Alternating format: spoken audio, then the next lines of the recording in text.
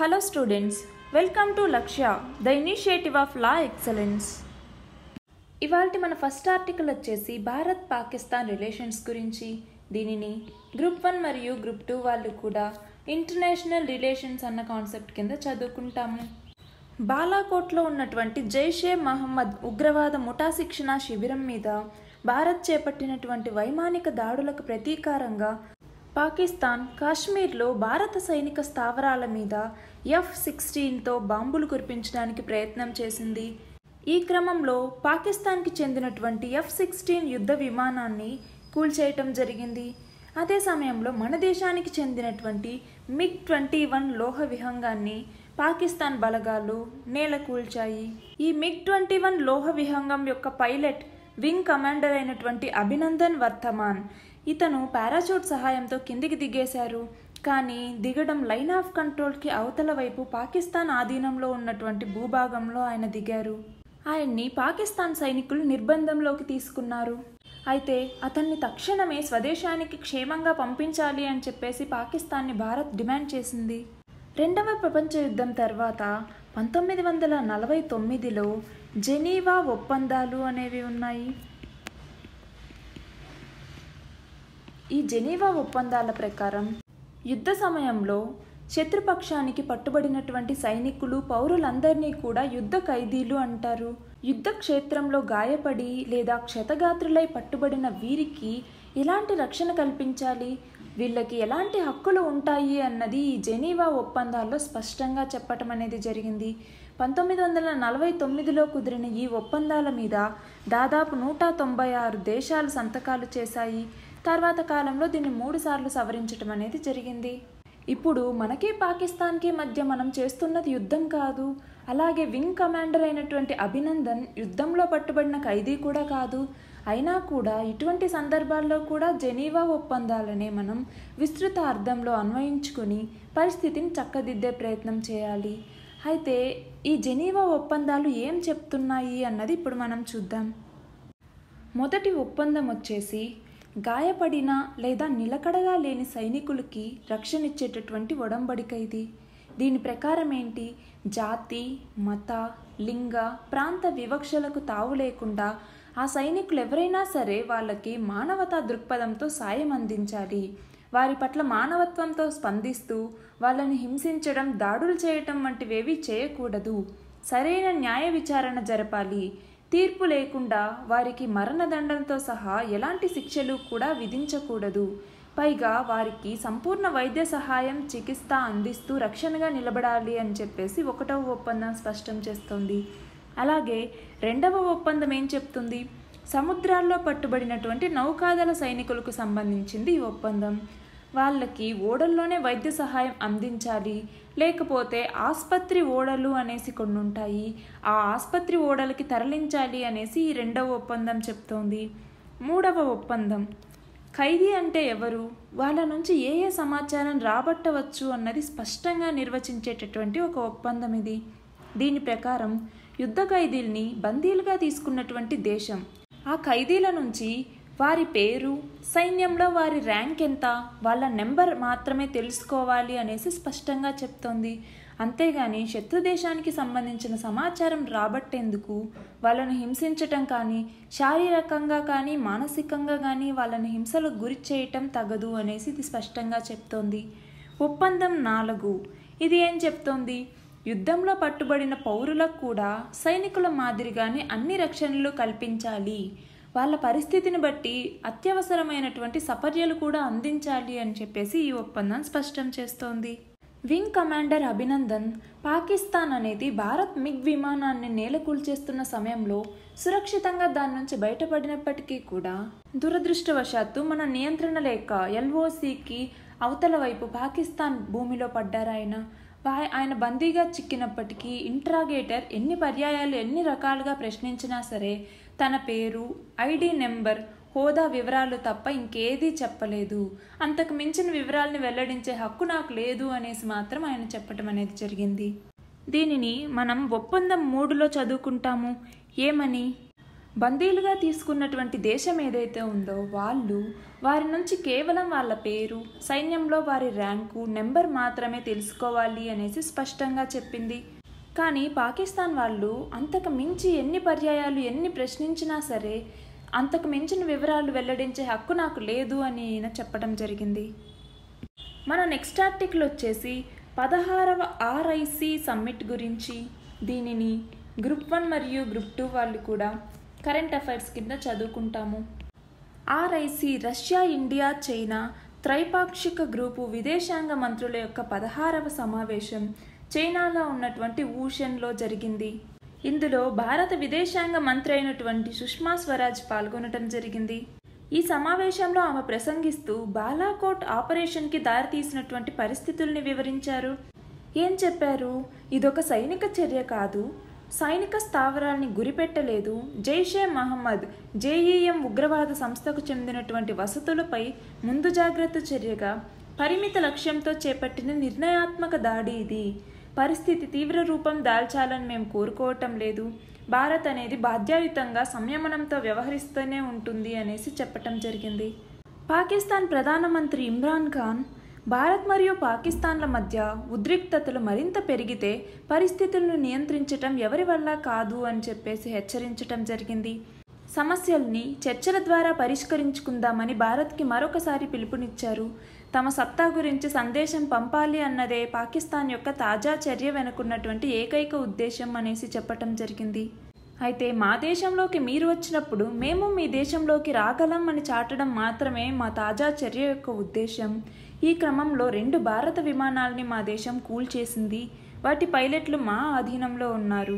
ఇక 2 పక్షాలు వివేకంతో ఆలోచనతో నడుచుకోవాలి. నష్టం మీద అంచనా లేకనే ఈ యుద్ధాలు మొదలయ్యాయి. యుద్ధం ఎక్కడికి దారి తీస్తుందో ఎవరికీ తెలియదు. అణ్వాయుధాలు కలిగిన మన 2 దేశాలు అలాంటి పొరపాట్లను తట్టుకోగలవా? ఆ పరిస్థితి ఇంకా ఉద్రిక్తంగా మారితే నియంత్రించడం నాకైనా కానీ భారత ప్రధాని మోదీకైనా కూడా సాధ్యం కాదు. కూర్చొని మాట్లాడుకునే సమస్యను పరిష్కరించుకుందామని పాకిస్తాన్ ప్రధానమంత్రి ఇమ్రాన్ ఖాన్ అన్నారు. అయితే ముందు పాకిస్తాన్ సైన్యం ఏం చెప్పింది? 2 భారత పైలట్లు మా దగ్గర ఉన్నారు అనేసి చెప్పింది. తర్వాత మా దగ్గర ఒక్కరే ఉన్నారు అనేసి స్పష్టం చేయటం జరిగింది. మన నెక్స్ట్ ఆర్టికల్ వచ్చేసి వెనిజువలాలో సంక్షోభం గురించి. దీనిని గ్రూప్ 1 మరియు గ్రూప్ 2 వాళ్ళు కూడా ఇంటర్నేషనల్ రిలేషన్స్ అన్న కాన్సెప్ట్ కింద చదువుకుంటాము. జాగ్రఫికల్గా అసలు వెనిజులా అనేది ఎక్కడ ఉంది, అక్కడ లభిస్తున్నటువంటి ఖనిజాలు ఏంటి, అలాగే వెనిజులాలో సంక్షోభం రావడానికి గల కారణాలేంటి, ఇవన్నీ మనం ఇప్పుడు చూద్దాం. వెనిజులా అన్నది జాగ్రఫికల్గా ఎక్కడుంది అని చూస్తే మనం సౌత్ అమెరికాలో ఉంది. కరేబియన్ సీకి కింద క్యూబా, వెస్ట్ ఇండీస్ వీటికి కరీబియన్ సీకి కింద ప్లేస్లో, బ్రెజిల్కి పైన ప్లేస్లో వెనిజులా అనేది ఉంది. జాగ్రఫికల్గా ఇక్కడ మనం గుర్తుపెట్టుకోవాల్సినవి 4 ఉన్నాయండి. ఒకటి వచ్చేసి ఒరినోకో రివర్ గురించి. ఒరినోకో రివర్ అనేది మనకు జాగ్రఫికల్గా ఇంపార్టెంట్. అలాగే కరోనీ రివర్ దగ్గర ఇక్కడ ఏంజల్ ఫాల్స్ అనేసి మనకు వస్తాయి. ఏంజల్ జలపాతం అనేసి మనం చదువుకుంటాము. ఏంజల్ ఫాల్స్ అనేది ఒకటి. మూడవది వచ్చేసి గియానా హైలాండ్స్. ఈ గియానా హైలాండ్స్ ఒకటి గుర్తుపెట్టుకోవాలి. అలాగే మరకైబో. ఈ మరకైబో అనేటటువంటి సిటీ, ఇది ఎందుకు ఇంపార్టెంట్? ఈ మరకైబో సిటీ దగ్గరే మనము పెట్రోలియం, న్యాచురల్ గ్యాస్ ఇక్కడ ఎక్కువగా అవైలబుల్గా ఉంటుంది. కాబట్టి ఈ సిటీ మనకు చాలా ఇంపార్టెంట్. అయితే వెనిజులాలో సంక్షోభం అనేది ఎందుకు ఏర్పడింది? మనం ఇందాకే చూసాం మరకైబో. ఈ మరకైబో సిటీ చమురు నిల్వలు అధికంగా ఉన్నటువంటి ప్రాంతం. వెనిజులా యొక్క దేశ ఆదాయంలో చమురును ఎగుమతి చేయటం ద్వారా వాళ్లకు 95% ఆదాయం అనేది వస్తుంది. అంతర్జాతీయంగా చమురు ధరలు అనేది పడిపోయాయి. దీంతో ఆ దేశ ఆదాయం కూడా చాలా తగ్గిపోయింది. కానీ వాళ్ళు భవిష్యత్ కోసం కొంచెం మొత్తాన్ని దాచిపెట్టుకోవడం లాంటివి ఏవీ చేయలేదు. పైగా ఆదాయాన్ని మొత్తం సంక్షేమ పథకాల మీద పెట్టేశారు. ఉన్న కొద్దిపాటి ఆదాయంతో ఆహార ధాన్యాలు కానీ ఇతర వస్తువుల్ని కానీ దిగుమతి చేసుకోవడం కూడా వెనిజులా దేశానికి చాలా కష్టంగా మారింది. ఎంత సంక్షోభం నెలకొంది అంటే నిత్యావసర వస్తువులకు కూడా కొరత ఏర్పడి అక్కడి ప్రజలు ఆకలితో అలమటించటం, పొట్టకూటి కోసం పొరుగు దేశాలకు పెద్ద ఎత్తున వలసలు వెళ్ళటం, విద్యుత్ సంక్షోభం, తాగునీటి సమస్య, అలాగే ప్రభుత్వ ఆసుపత్రుల్లో సేవలు కూడా అధ్వాన్నంగా తయారయ్యాయి. దీన్ని అవకాశంగా తీసుకుని అక్కడి విపక్ష నేత అయినటువంటి జుయాన్ గుయడో ఇతను నేనే అధ్యక్షుణ్ణి అని చెప్పేసి ప్రకటించుకోవడం జరిగింది. ఇలా ఇతను ప్రకటించుకుంటూనే అమెరికా వెంటనే ఆయన్ని అధ్యక్షుడిగా గుర్తించడం అనేది జరిగింది. నికోలస్ మదురో ఏమో అసలు అధ్యక్షుడు. ఇతనికి రష్యా, చైనా, టర్కీ మద్దతుగా నిలిచాయి. మన భారత్ కూడా నికోలస్ మదురోకే అండగా నిలబడడం అనేది జరిగింది. మనకు వీటి నుంచి క్వశ్చన్స్ అడిగినా కూడా వీళ్ళు ఎవరు, అక్కడ ఏం జరిగింది అన్నది అడగరు. జాగ్రఫికల్గా దాని ఇంపార్టెన్స్ ఏంటి అన్నది మనం చూసుకోవాల్సి ఉంటుంది. మన నెక్స్ట్ ఆర్టికల్ వచ్చేసి జాతీయ సైన్స్ దినోత్సవం. ఫిబ్రవరి 28ని మనం జాతీయ సైన్స్ దినోత్సవంగా జరుపుకుంటాము. దీనిని గ్రూప్ 1 మరియు గ్రూప్ 2 వాళ్ళు కూడా సైన్స్ అండ్ టెక్నాలజీలో చదువుకుంటాము. సర్ సివి రామన్, ఈయన రామన్ ఎఫెక్ట్ను కనిపెట్టినటువంటి ఫిబ్రవరి 28వ తేదీని మనం నేషనల్ సైన్స్ డే, జాతీయ సైన్స్ దినోత్సవంగా జరుపుకుంటాము. సర్ సివి రామన్ 1888 నవంబర్ 7న తమిళనాడులో ఉన్నటువంటి తిరుచునాపల్లిలో జన్మించారు. అయితే వాళ్ళ నాన్నగారు మాత్రం విశాఖపట్నంలో ఉన్నటువంటి ఒక కాలేజ్లో లెక్చరర్గా పనిచేస్తూ ఉండేవాడు. అందువల్ల రామన్ కూడా ఇంటర్మీడియట్ ఆ కాలేజీలోనే విశాఖపట్నంలోనే పూర్తి చేశాడు. అలా విశాఖపట్నంలో చదివే రోజుల్లో సముద్రాన్ని ఆసక్తిగా గమనించేవాడు. సముద్రం నీటి రంగు నీలంలో ఎందుకు ఉంది అని. ఒకసారి లండన్లో ఒక శాస్త్రీయ సమావేశానికి వెళ్ళి తిరిగి మధ్యధరా సముద్రం, మెడిటరేనియన్ సీ నుంచి ఓడలో వస్తుంటే మళ్ళీ ఆ ప్రశ్న ఆయనకు వచ్చింది. ఏమని? సముద్రపు నీరు నీలం రంగులో ఎందుకుంటుంది అని. కాకపోతే అప్పటి శాస్త్రజ్ఞులు ఏమనుకునేవాళ్ళు? సముద్రపు నీటితో ఆకాశపు నీలిరంగు ప్రతిబింబించడం వల్లే అది నీలిరంగులోకి మారింది అనుకునేవాళ్ళు. కానీ ఆకాశపు లేత నీలిరంగుకి సముద్రపు ముదురు నీలానికి పొంతనే లేదు. దాంతో ఆయన లండన్ నుంచి తిరిగి వచ్చిన తర్వాత కాంతి శక్తి మీద పరిశోధనలు చేశారు. ఆ పరిశోధనల వల్లే 1930లో భౌతిక శాస్త్రంలో భారతదేశానికి మాత్రమే కాకుండా ఆసియా ఖండానికే మొట్టమొదటి నోబెల్ బహుమతి అనేది వచ్చింది. మనం ఇక్కడ భౌతిక శాస్త్రపరంగా ఆసియాకి మొదటి నోబెల్ ప్రైజ్ అని చెప్పుకుంటున్నాము. ఇది మీరు గమనించాలి. అయితే ఈ భౌతిక శాస్త్రంలో నోబెల్ బహుమతి వచ్చేలాగా ఏం కనిపెట్టారు ఈయన? దాన్ని రామన్ ఎఫెక్ట్ అనేసి మనం పిలుస్తాము. ఈ రామన్ ఎఫెక్ట్ ప్రకారం ఒకే రంగు ఉన్నటువంటి కాంతి కిరణాలు ఒక ద్రవ పదార్థం మీద పతనం చెందిన తర్వాత ఆ కాంతి పరిక్షేపణ చెందుతుంది, అంటే అది చెదిరిపోతుంది. అలా చెదిరిన కాంతిలో ఉన్నటువంటి పౌనఃపున్యంతో పాటు అదనంగా మరొక పౌనఃపున్యం ఉన్న కాంతి తక్కువ తీవ్రతలో కనిపిస్తుంది. దీనికి కారణం కాంతి శక్తిలో ఉన్నటువంటి ఫోటాన్లు ద్రవ పదార్థంలో ఉన్నటువంటి అణువులు రెండు పరస్పరం ఢీకొనడమే. దీన్నే మనం రామన్ ఎఫెక్ట్ అనేసి అంటాము. ఈ రామన్ ఎఫెక్ట్ని ఆవిష్కరించిన తర్వాత సర్ సివి రామన్ను భారత ప్రభుత్వం తొలి నేషనల్ ప్రొఫెసర్గా నియమించింది. దాని తర్వాత భారతరత్న కూడా ఇవ్వడం జరిగింది. దీన్ని కనిపెట్టడానికి రామన్ ఉపయోగించిన పరికరాల ఖరీదు కేవలం 196 రూపాయలు మాత్రమే. ఈ సంవత్సరం 2019 ఫిబ్రవరి 28 ఈ రోజుటి యొక్క నినాదం సైన్స్ కోసం జనం, ప్రజల కోసం సైన్స్ అన్న నినాదం. దేశాభివృద్ధికి సైన్స్ అన్నది కూడా చాలా ఇంపార్టెంట్. అందుకే చిన్న వయసులోనే విద్యార్థుల్లో పరిశోధనల పట్ల ఆసక్తిని పెంచాలి. అణు ఇంధనం, వైద్యం, ఐటీ సెక్టార్స్, రోదసీ విద్యలో అనూహ్య ప్రగతిని మనం సాధించాము. పెద్ద ఎత్తున ఉన్నత విద్యా సంస్థలు విస్తరించినప్పటికీ కూడా అంతర్జాతీయ స్థాయి నాణ్యత కలిగిన పరిశోధకుల్ని మాత్రం తయారు చేసుకోవడంలో మనం విఫలమయ్యాము అనే చెప్పుకోవాలి. ఎందుకంటే మొత్తం 116 ఏళ్ల నోబెల్ చరిత్రలో ఇప్పటి వరకు భారత్ నుంచి శాస్త్ర సాంకేతిక రంగంలో ఒక్క సివి రామన్ తప్ప ఆ పురస్కారం ఇంకెవ్వరికీ కూడా రాలేదు. 100 కోట్ల పైగా జనాభా ఉన్న దేశంగా ఈ సమస్యకు మూలం ఎక్కడుంది అనేసి చూసి దాన్ని పరిష్కరించడం ఎంతో అవసరం. మన నెక్స్ట్ ఆర్టికల్ వచ్చేసి అమెరికా మరియు ఉత్తర కొరియా గురించి. దీనిని గ్రూప్ 1 మరియు గ్రూప్ 2 వాళ్ళు కూడా ఇంటర్నేషనల్ రిలేషన్స్ అన్న కాన్సెప్ట్ కింద చదువుకుంటాము. అణ్వాయుధాలని తగ్గించే విషయం మీద అమెరికా ప్రధాని అయినటువంటి డొనాల్డ్ ట్రంప్ అలాగే ఉత్తర కొరియా నాయకుడు కిమ్ జోంగ్ ఉన్ల మధ్య శిఖరాగ్ర చర్చలు ప్రారంభమయ్యాయి. ఈ చర్చలు ఎక్కడ జరుగుతున్నాయి? వియత్నాం రాజధాని అయినటువంటి హానోయ్లో ఈ చర్చలు అనేవి జరుగుతున్నాయి. జాగ్రఫికల్గా వియత్నాం అన్నది ఎక్కడ ఉంది అన్నది మనం లొకేట్ చేసుకోవాలి మ్యాప్లో. అలాగే ఇండియాకి వియత్నాంకి మధ్య రిలేషన్స్ ఏంటి అనేది కూడా మనం ఒకసారి చూసుకోవాలి. మన భారతదేశం 1975లో వియత్నాంకి MFN మోస్ట్ ఫేవర్డ్ నేషన్స్ అత్యంత ప్రాధాన్య హోదాను ఇవ్వటం అనేది జరిగింది. అలాగే PRC People's Republic of China, ఈ పీపుల్స్ రిపబ్లిక్ ఆఫ్ చైనాకి అలాగే వియత్నాంకి స్ప్రాట్లీ ఐలాండ్స్, ఈ స్ప్రాట్లీ ఐలాండ్స్తో డిస్ప్యూట్ అనేది రెండింటికి ఉంది. మన భారతదేశం ఈ స్ప్రాట్లీ ఐలాండ్స్ వియత్నాంకి చెందినవే అని గుర్తించటం అనేది జరిగింది.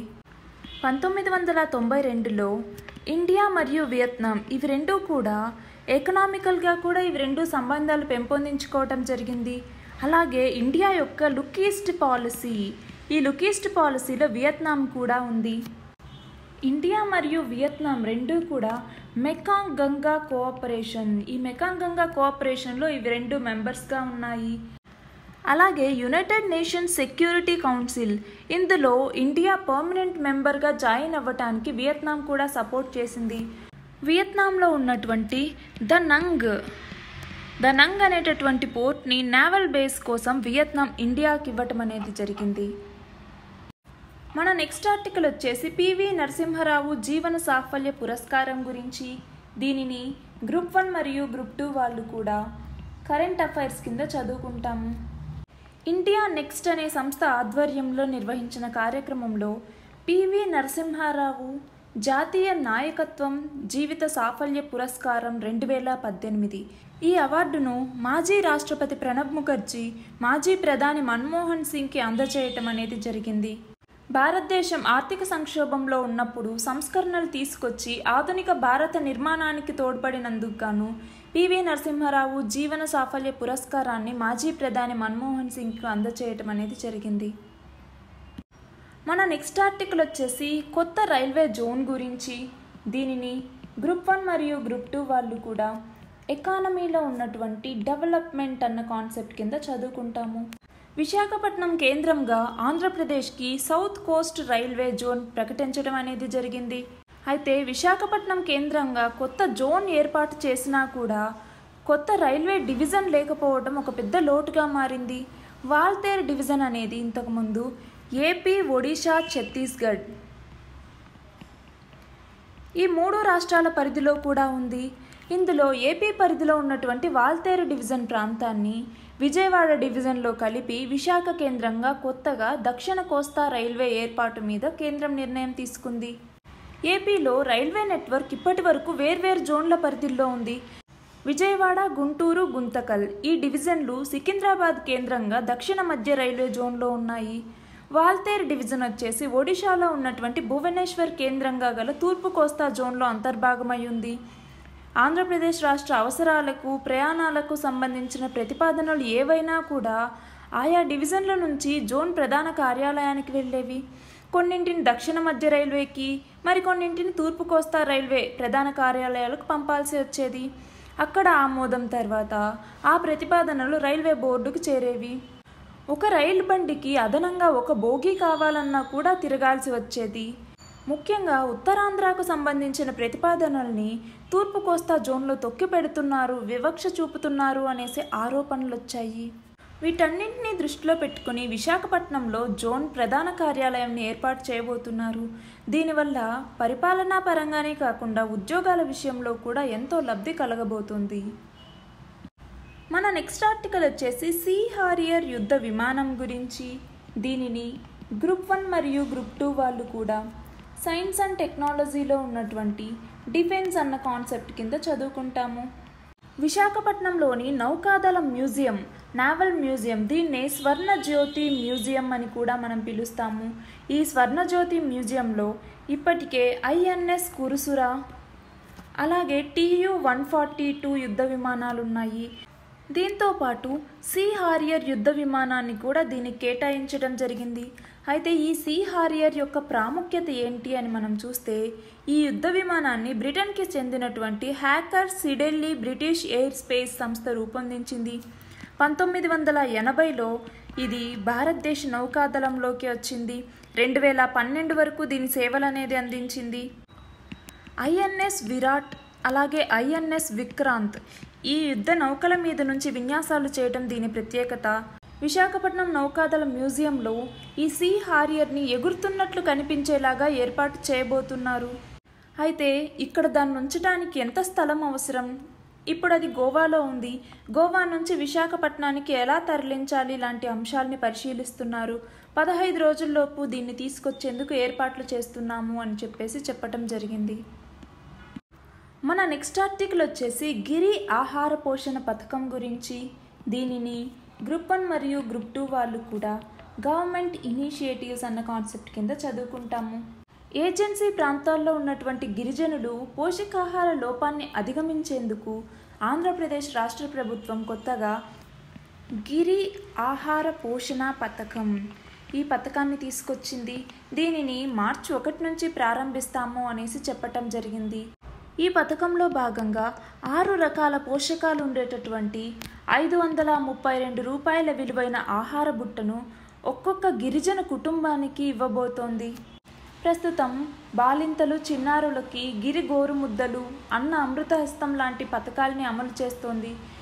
ఈ ఆహార బుట్టల్ని 7 ఐటీడీఏ సమీకృత గిరిజనాభివృద్ధి సంస్థ వీటి పరిధిలో ఉన్నటువంటి గిరిజన కుటుంబాలకు, అలాగే గిరిజన జనాభా 40% కన్నా ఎక్కువగా ఉన్నటువంటి వివిధ జిల్లాల్లోని 41 మండలాల్లోని వాళ్ళకి ఇస్తారు. ఐటీడీఏల పరిధిలో ఉన్నటువంటి రేషన్ దుకాణాలు, అలాగే గిరిజన సహకార సంస్థ, ఈ గిరిజన సహకార సంస్థల ఆధీనంలో ఉన్నటువంటి డిఆర్ డిపోల ద్వారా తెల్ల రేషన్ కార్డు ఉన్నటువంటి కుటుంబాలకు అందజేస్తారు. ఈ పథకం ద్వారా మొత్తం 2,668 కుటుంబాలు లబ్ధి పొందబోతున్నాయి. నిరక్షరాస్యత, పేదరికం, పోషకాహారం పైన సరిగ్గా అవగాహన లేని కారణంగా ఈ ఐటీడీఏల పరిధిలో ఉన్నటువంటి గిరిజనులు త్వరగా అనారోగ్యానికి గురవుతున్నారు. జీవనకాలం కూడా వాళ్ళకు తక్కువగా ఉంటుంది. వీళ్ళందరికీ సరైన సమయంలో పోషకాహారాన్ని అందిస్తే వారి జీవన ప్రమాణ స్థాయిని పెంచవచ్చు అన్న ఉద్దేశంతో దీన్ని తీసుకురావటం జరిగింది. దీనికోసం 2018-19 బడ్జెట్లో 120 కోట్లు కేటాయించటం జరిగింది. అలాగే ఐటీడీఏల పరిధిలో ఉన్నటువంటి గిరిజనులకు మెరుగైనటువంటి వైద్య సేవలను అందించేందుకోసం ట్రైబల్ రిఫార్మ్ యార్డ్ స్టిక్ని కూడా తీసుకురావటం జరిగింది.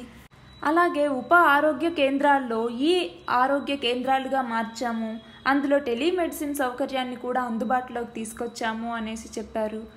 అలాగే రహదారి సౌకర్యం లేనటువంటి 3000 గ్రామాలకు రోడ్డు అనుసంధానం కల్పించేందుకు చర్యలు తీసుకుంటున్నాము అని కూడా చెప్పటం జరిగింది. అయితే అసలు ఈ టెలిమెడిసిన్ అంటే ఏంటి? చిన్న చిన్న ఆరోగ్య కేంద్రాల్లో, అది కూడా రూరల్ ఏరియాస్లో అయితే పెద్ద పెద్ద డాక్టర్లు ఉండరు. అప్పుడు మొబైల్ నుంచి కానీ ట్యాబ్ల నుంచి కానీ పెద్ద డాక్టర్లకు ఫోన్ చేసి వాళ్ళ ద్వారా ట్రీట్మెంట్ తీసుకుంటారు. వాళ్ళు ఈ ఆరోగ్య కేంద్రానికి వాళ్ళకు సంబంధించినటువంటి మెడిసిన్ లిస్టుని పంపిస్తే ఈ ఆరోగ్య కేంద్రంలో ఆ మెడిసిన్స్ని వీళ్ళకి ఇవ్వటం జరుగుతుంది. దీన్నే మనం టెలిమెడిసిన్ సౌకర్యం అని అంటాము. ఈ సౌకర్యాన్ని కూడా గిరిజనులకు అందుబాటులోకి తీసుకొచ్చాము అనేసి చెప్పటం జరిగింది. Thank you very much.